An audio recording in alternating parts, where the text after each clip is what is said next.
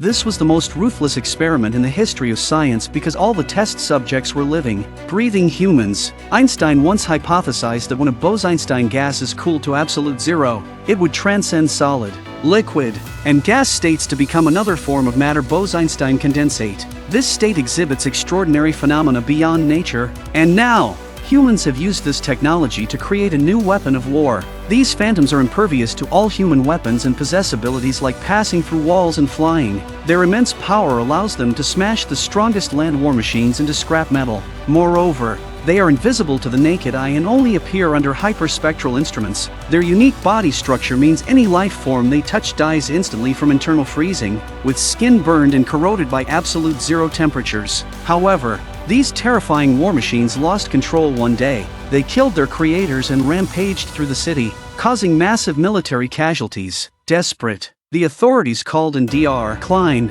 the military's chief scientist and inventor of the hyperspectral goggles that can see the phantoms. Initially, technicians thought the phantom images were mere interference signals until a soldier's goggles captured video of a phantom actively attacking humans. Fran Madison from the Intelligence Bureau speculated that it was a cloaking technology, suggesting the enemy was wearing dynamic camouflage suits. Klein immediately dismissed this theory, as it couldn't explain the soldiers' strange deaths. While Klein didn't know the exact cause, he believed that all anomalies could eventually be explained by science. To deduce the phantom's true nature, Klein needed more research data. Fortunately, he had brought a hyperspectral camera to capture the phantom's movements clearly. Klein mounted the camera on an armored vehicle, and once everything was ready, the special forces escorted him to the site where the phantoms were discovered. The entire city was now in ruins. Upon arrival, soldiers began a thorough search of the building where the phantoms were last seen. Klein and Fran Madison stayed in the armored vehicle, monitoring the situation through the soldiers' footage. As the soldiers advanced, they found the corpses of their comrades, their strange deaths clearly caused by the phantoms, making the search team more cautious. Ultimately, they discovered an unusual spectral phenomenon under a bathtub. When they lifted the tub, they found a missing soldier hiding beneath it. The soldier, terrified, recounted how all his teammates were killed in the phantom attack, while he narrowly survived by hiding under the bathtub. Meanwhile, another search team found more dead soldiers in an eerie, dark room at the end of a passage. A soldier, covered by his teammates, went to investigate. As he entered, Klein noticed something unusual in the room. A white shadow in the room center kept shifting. When the soldier removed his hyperspectral goggles, the vision vanished, and he quickly put them back on. Terrified, on orders, the soldier fired at the white shadow, but the bullets passed through it without any effect. The phantom retaliated, killing the soldier with an invisible shockwave. The commander ordered the use of heavy bullets, hoping to kill the phantom, but before the soldiers could locate it, the phantom attacked first, killing them instantly.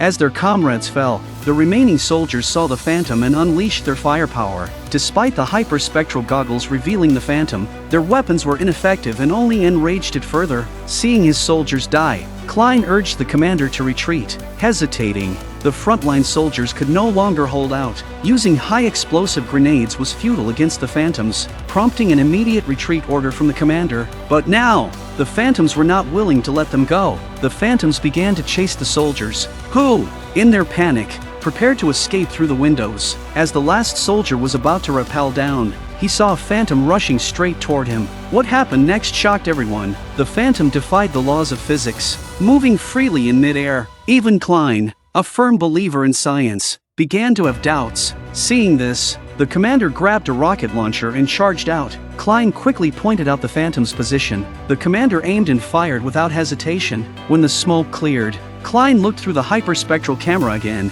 only to find the phantom completely unharmed. The commander was killed instantly by the phantom's counterattack. While Klein was at a loss, more soldiers came down from the high-rise. Their appearance diverted the phantom's attention. As their comrades continued to fall, the panicked soldiers quickly retreated to the armored vehicle. They had to leave immediately, but on the way, they hit enemy mines, flipping two armored vehicles.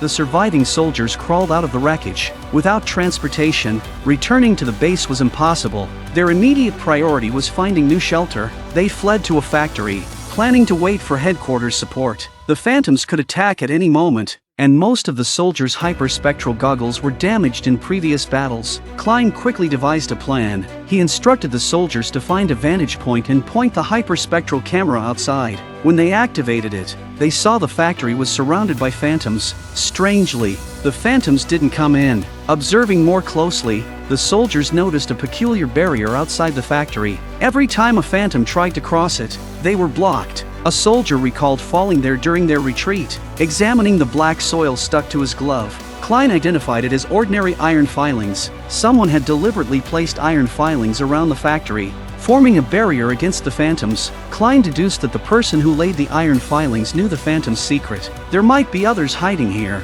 The soldiers searched the building and soon found 2 children. Klein learned that the children's father had spread the iron filings but was killed by phantoms while setting up the barrier. Though they didn't get useful information from the children, Klein found a map on their father's body. It marked a place called Masrif, where the phantom attacks began. The soldiers finally contacted the base. A helicopter would rescue them in the morning, and headquarters would send tanks for their safety, but the landing site was 800 meters away. How could they break through the phantom's encirclement?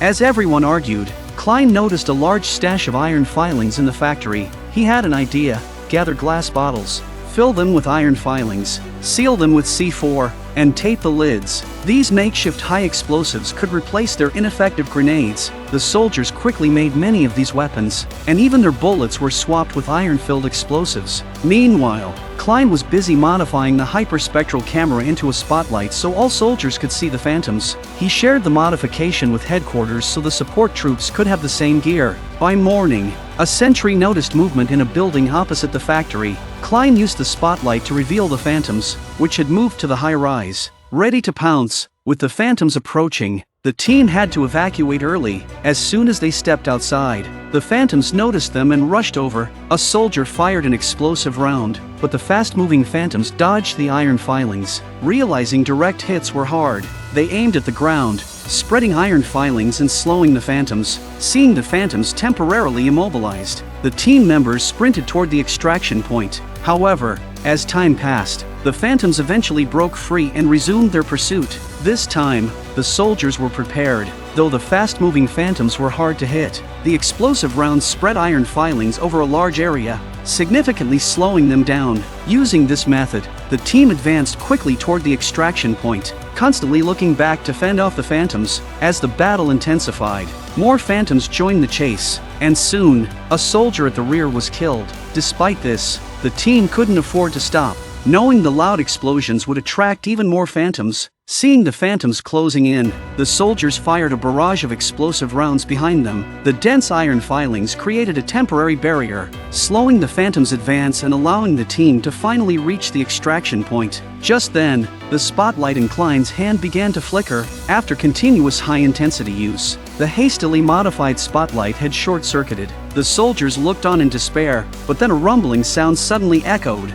Everyone turned toward the sound and saw the barrel of a cannon appear. The most powerful human war machines had arrived. Reinforcements from the base had arrived just in time, all equipped with hyperspectral spotlights. Soon, 3 tanks rolled into the square. As the soldiers turned on their spotlights, they saw the entire square was surrounded by phantoms. Seeing the restless phantoms, the tanks adjusted their positions and fired a shell straight at them. The violent explosion knocked the soldiers to the ground, but the tanks' assault had only just begun. With continuous shelling, the entire high-rise was eventually leveled.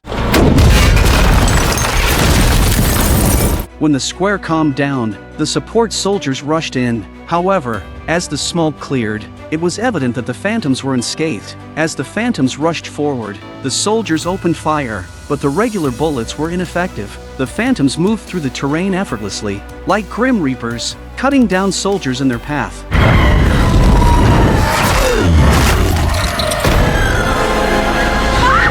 The soldiers stood no chance against such an attack, and many were killed in moments. One phantom charged at a tank, but surprisingly, it didn't pass through. Klein had a sudden realization. The attacking phantom, now enraged, repeatedly rammed the tank, while it couldn't directly kill the soldiers inside. The tank was soon crushed into a heap of scrap metal under the Phantom's immense force, and its spotlight was disabled. With the Phantoms turning invisible again, they resumed their slaughter of the soldiers. Just as the team was about to be wiped out, the support helicopters finally arrived. The soldiers began retreating to the helicopters, and the Phantoms were slowed by the strong downdraft. Seeing this, Klein had an idea. He smashed all the glass jars he had on the ground. The iron filings inside were blown outward by the helicopter's powerful downdraft, affecting the approaching Phantoms.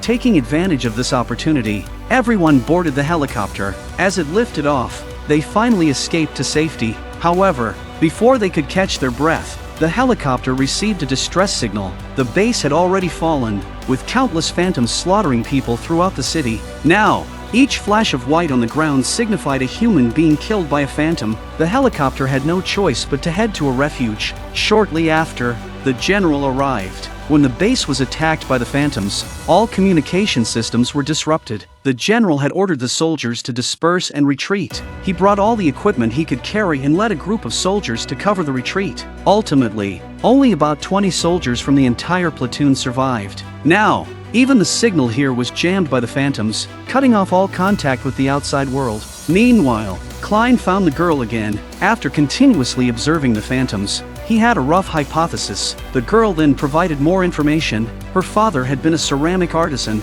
working in Masrif to create special containers. The Phantoms originated from a power plant there. Piecing together all the clues, Klein finally understood what the Phantoms were. He immediately sought out the general. The sole survivor they found on the battlefield had hidden under a bathtub to escape. The Phantoms couldn't penetrate the tank because both the bathtub and the tank's surface were coated in ceramic. Since the Phantoms couldn't pass through man-made ceramics, it proved they weren't naturally formed. Physicist Einstein had hypothesized a special fourth state of matter beyond solid, liquid, and gas, the Bose-Einstein condensate. Formed at absolute zero, this condensate exhibited unusual properties, slowed by iron filings, able to pass through walls but not ceramics, and lethally cold, killing on contact. These traits matched the Phantoms exactly. Creating a Bose-Einstein condensate required immense energy, and Masrif had a nuclear power plant, making it the likely origin of the Phantoms. Since the condensate was man-made, it could be disrupted by natural laws.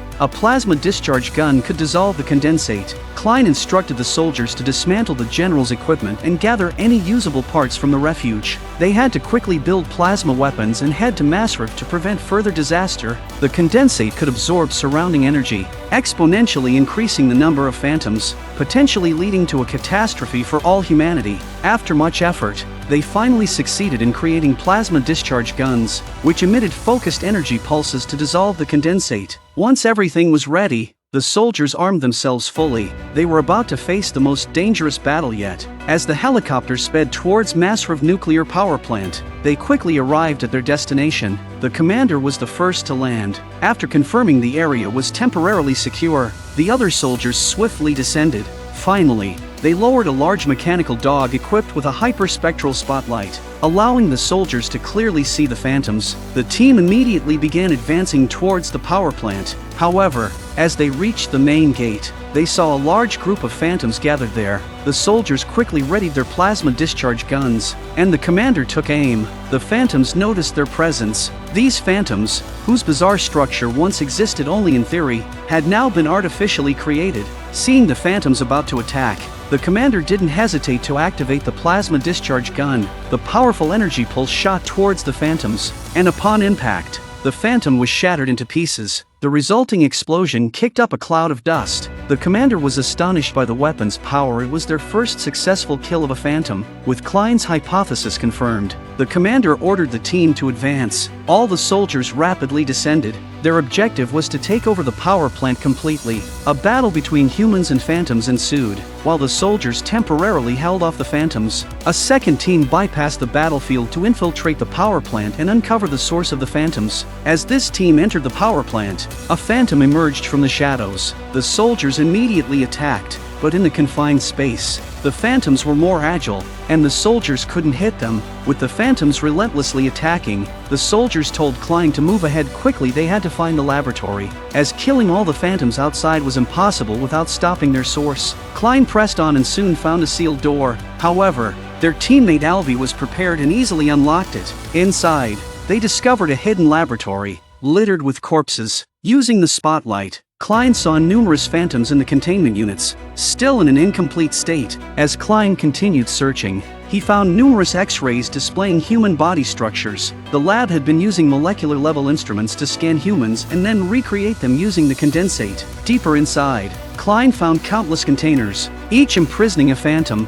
To his surprise, these phantoms seemed self-aware. They all curiously stared at Klein as he entered. This was a trait that normal condensates shouldn't have. The many damaged containers suggested that the phantoms outside had indeed come from here. Klein then discovered a device in the lab. Using a found access card, he activated it. This machine turned out to be an emergency shutdown for the phantoms. By cutting off the energy supply between the machine and the phantoms, all phantoms would immediately cease neural activity. Klein quickly set to work, disconnecting all the links. Meanwhile, outside the nuclear plant, the battle between humans and phantoms was reaching a fever pitch. Although the soldiers' weapons could counter the phantoms' relentless attacks soon allowed them to breach the human lines. In close combat, the phantoms could kill humans instantly. Fortunately, the soldiers managed to kill the phantoms that had broken through. With the soldiers' steady advance, they began to kill more phantoms. As the last phantom died, it even showed a look of fear. With the phantoms seemingly defeated, a new crisis emerged. The dead phantoms began to reassemble. The soldiers reacted quickly, attacking again, but the phantoms' close-range assaults resulted in immediate casualties. As the phantoms continued to evolve, they formed a massive phantom storm.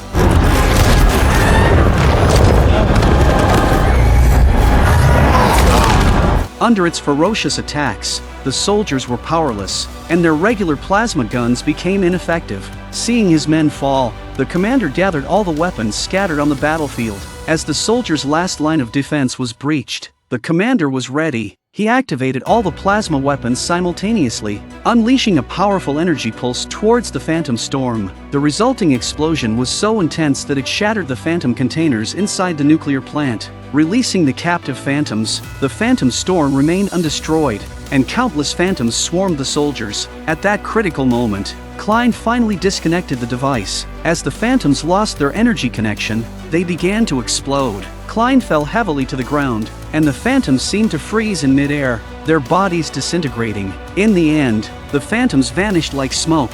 Once peace was restored, Klein found a hidden room beneath the device. Here, he uncovered the truth about the phantoms. Each phantom represented a human. The creators had locked live humans in the experiment chambers to give the phantoms self-awareness. Their bodies were transformed into phantoms while their brains remained, explaining the phantoms' human-like emotions. Seeing the brainwaves on the monitor, Klein knew that although their bodies had died, their brains and nerves were still in agony. He cut off the energy supply to the experiment chambers, and the brains quickly disintegrated. This groundbreaking invention, which should have been a marvel, was first encountered through war. Klein destroyed all the experimental data, hoping that if the condensate was ever rediscovered, it would be used to benefit humanity, not for slaughter.